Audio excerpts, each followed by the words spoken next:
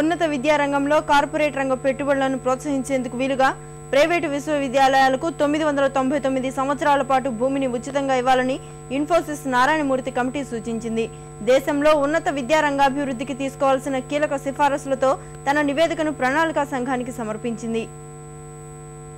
ఉన్నత విద్యారంగంలో కార్పొరేట్ సంస్థలను ప్రోత్సహించేందుకు నారాయణమూర్తి కమిటీ పలు కీలక సిఫార్సులు చేసింది.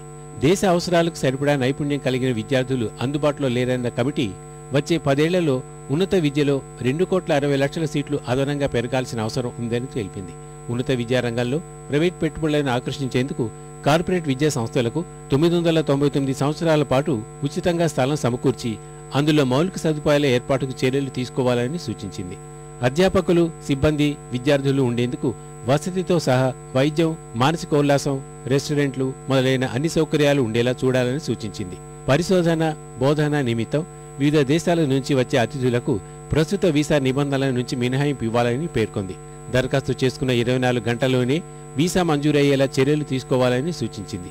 ₹1,00,000 కోట్లతో జాతీయ విద్యా రుణ నిధి ఏర్పాటు సహా పరిశోధనలు ప్రోత్సహించేందుకు 5,000 కోట్లతో జాతీయ సైన్స్ ఫౌండేషన్ ఏర్పాటు చేయాలని పేర్కొంది. ఆర్థిక వ్యవహారాలు, పరిపాలనా అంశాల్లో కార్పొరేట్ ఉన్నత విద్యా సంస్థలకు స్వతంత్ర ప్రతిపత్తి ఉండాలని ప్రతిపాదించింది.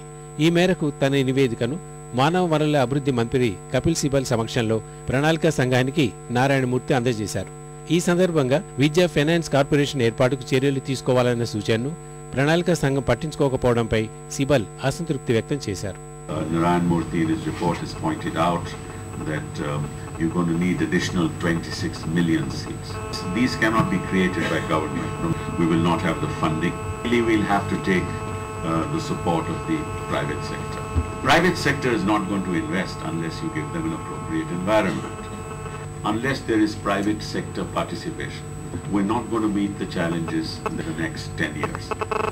అయితే విశ్వవిద్యాలయాలు ఫీజులు పెంచి నిధులను పెంచుకోవచ్చని సూచించిన మాంటెక్ సింగ్ విద్యార్థులకు తమ ఫీజులను సులభ వాయిదాల పద్ధతిలో చెల్లించే అవకాశం ఇవ్వాలని సూచించారు.